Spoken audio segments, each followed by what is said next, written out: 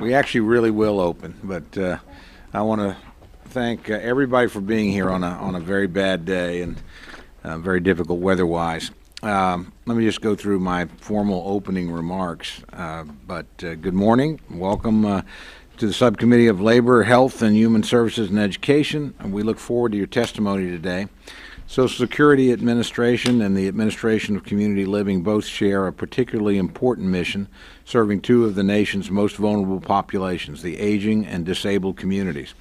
I welcome and thank the Commissioner of Social Security, Carolyn Colvin, and the Administrator of the Administration for Community Living, Kathy Greenlee, for their participation in today's hearing. And it really is good to have both of you here. I really, frankly, appreciate the job you do, and these are some of the more important agencies we have. The hearings focused on the fiscal year 2016 budget request of these agencies, as well as the quality of the services they provide to these two communities.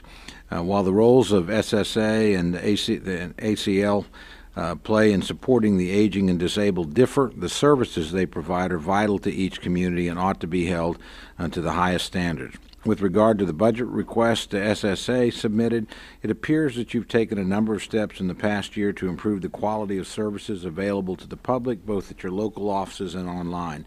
And I'm pleased to see that your fiscal year 2016 budget proposes to continue that progress, Commissioner Colvin, and really appreciate your efforts in working on this vital program. I'm additionally encouraged by your recent decision to stand up a new anti-fraud office to tackle the constant threat of misuse of taxpayer dollars. Yet the number of individuals applying for disability insurance with that number at an historically high level, SSA continues to struggle with managing the disability claims workload. I have a number of questions about the actions you're taking to overhaul SSA's management of this program. With the Disability Trust Fund on the brink of insolvency, it's all the more crucial that SSA is wisely using the resources Congress provides to improve its management of the disability insurance program. In reviewing the budget request of ACL, what first struck me was the sizable increase you're seeking, Administrator Greenlee. I'm interested in understanding what impact those additional services will have on the valuable programs the elderly, the disabled, and their caretakers rely upon. My question for you is, what can the ACL do within its current level of resources to improve and modernize these services in partnership with the state and local governments and numerous nonprofits that carry out the very work that we'll be discussing today?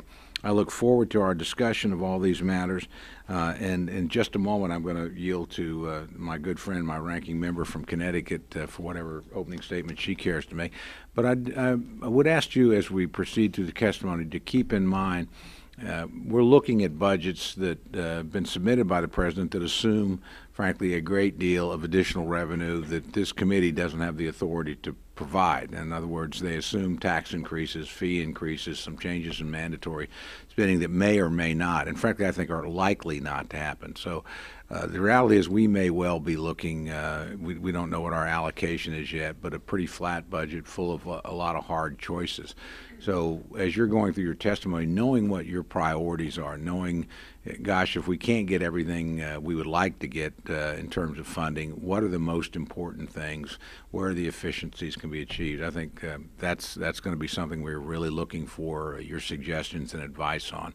So with that, again, I want to yield to my ranking member and for any statement she cares to make.